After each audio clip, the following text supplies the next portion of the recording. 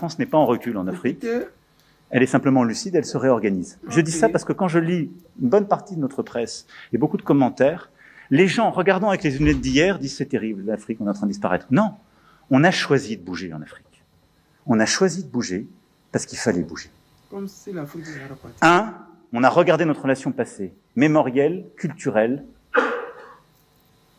on la factualise, on l'assume, on se dit la vérité. Mais on ne cède rien à la désinformation et aux ingérences. 2, nous avions une relation sécuritaire. Elle était de deux natures, en vérité. Il y a une partie, c'était notre engagement contre le terrorisme, depuis 2013. On avait raison. Je crois qu'on a oublié de nous dire merci. C'est pas grave, ça viendra avec le temps.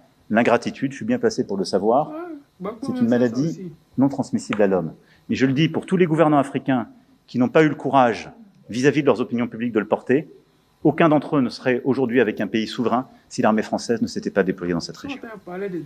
Et j'ai une pensée émue pour nos soldats qui, parfois, ont donné leur vie et pendant des années se sont battus. Nous avons bien fait. On est parti parce qu'il y a eu des coups d'État. Parce qu'on était là à la demande d'États souverains qui avaient demandé à la France de venir. À partir du moment où il y a eu des coups d'État, où les gens ont dit « notre priorité, c'est plus la lutte contre le terrorisme, c'est ceci ou cela qu'importe », la France n'y avait plus sa place. Parce que nous ne sommes pas les supplétifs de putschistes. Okay. Donc on est parti. Les amis, vous venez d'écouter Emmanuel Macron, le neveu d'Alassane Draman Ouattara. Des gens qui sont plus détestés chez eux que nulle part au monde. De la manière, les Ivoiriens n'aiment pas Alassane Draman Ouattara. C'est comme ça les Français détestent Macron. C'est-à-dire que c'est le seul président, quand tu parles, c'est les tchourou, c'est les tchourou. En tant qu'Ivoirien, vous savez de quoi il parle. Voici ce qu'il est en train de parler des dirigeants français. Mais les Français, ils ont la mémoire courte. Parce que eux, ce sont des gens qui ne font jamais appel à l'histoire quand ça ne les arrange pas. Ils parlent de l'histoire quand ça les arrange. Parce que nous qui sommes Ivoiriens de souche, nous qui étions en Côte d'Ivoire, nous qui avons vécu en Côte d'Ivoire, et nous qui continuons toujours de suivre l'actualité de la Côte d'Ivoire, nous savons que sans l'intervention militaire, sans le coup d'État sur le président Laurent Gbagbo, les Ivoiriens ne dormiraient pas dans des cimetières, les Ivoiriens ne dormiraient pas sous des ponts, les Ivoiriens allaient manger à la faim, il y aurait eu des entreprises, des usines de transformation en Côte d'Ivoire. La Côte d'Ivoire aujourd'hui aurait ressemblé à Dubaï et non à un pays aujourd'hui qui est devenu xénophobe. Un pays qui est devenu tribaliste où les dirigeants ne font que nommer un groupe ethnique. Les Français, ils ont la mémoire courte. Parce que quand tu parles des Africains, quand tu parles du Mali, mais moi je suis toujours ébahi parce que je me dis quoi? Ce monsieur-là, peut-être, il ne sait pas de quoi il parle, comme il a 40 ans. Mais quand tu es président de la République, tu te renseignes, tu t'informes. Quand tu parles du Mali, quand tu parles surtout des Africains, tu devais te poser la question. La Première Guerre mondiale, la Deuxième Guerre mondiale, sans les Africains, où je suis en train de vous parler, l'Allemagne serait toujours en France, en train d'imposer le Deutsch allemand, le mark allemand aux Français, comme la France impose le franc CFA aux Africains. La France sera actuellement une colonie allemande. Tu dois dire merci aux Africains et non traiter les petits-fils des Africains qui se sont battus pour vous. Les traiter des moins que rien, des gens ingrats.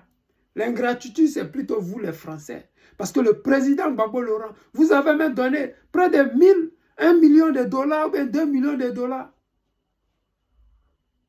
pour vous permettre à vous là, de battre vos campagnes, de nourrir vos enfants. Mais quand vous êtes des ingrats, vous avez fait coup d'État sur le président Laurent Gbagbo. Vous avez affamé les Ivoiriens. Vous avez mis un embargo sur les médicaments. Vous avez pris des résolutions à l'ONU pour éliminer des enfants ivoiriens. Vous avez fait des charniers en Côte d'Ivoire. Vous êtes tellement ingrat que le mot ingratitude, là, il devait avoir nom des Français à côté. Ou bien nom des dirigeants français à côté. Les Français sont les peuples les plus ingrats au monde. Les dirigeants français sont les peuples les plus malhonnêtes au monde. vous les Français et surtout vos différents dirigeants qui sont passés, qui vont venir encore, rien ne changera parce que vous ne voulez pas travailler. Vous êtes des fainéants. Vous comptez sur les ressources des Africains pour pouvoir vivre. Vous comptez sur la main-d'œuvre des Africains pour pouvoir vivre. Regardez en France aujourd'hui. Quels sont ceux qui nettoient dans les restaurants? Qui préparent, qui lavent les assiettes? Quels sont ceux qui soignent vos parents? Quels sont ceux qui lavent le derrière de vos grands-parents? Quels sont ceux qui nettoient dans vos maisons? On peut le faire chez nous. C'est parce que vous avez pris notre économie en otage que nous venons le faire chez vous. Nous ne le faisons pas parce que nous aimons le faire, mais c'est parce qu'on n'a pas le choix. Donc dites à vos dirigeants, avant d'ouvrir la bouche et surtout de parler mal aux Africains, ils doivent réfléchir à 2 fois. Il n'y a pas plus ingrat que français. Et quand je dis français, je le dis au pluriel. Les gens font souvent croire aux gens que les Français, ils ne sont pas d'accord avec les dirigeants. Quand il s'agit de l'Afrique, les Français sont d'accord à 100% avec les dirigeants. Regardez l'équipe nationale de France. Comment les gens sont dirigés, gérés. Quand ils finissent de remporter la coupe, tous les Africains derrière, les Français devant. Nous là, on est plus prêts pour vous. Vous devez aller dans la dignité et non dans l'humiliation. Mes amis, c'est le président Lota. Juste un petit message pour le neveu d'Alassane Draman Ouattara, ce chef rebelle qui vit ces dernières heures en Côte d'Ivoire. Je vous aime, je vous dis à tout à l'heure.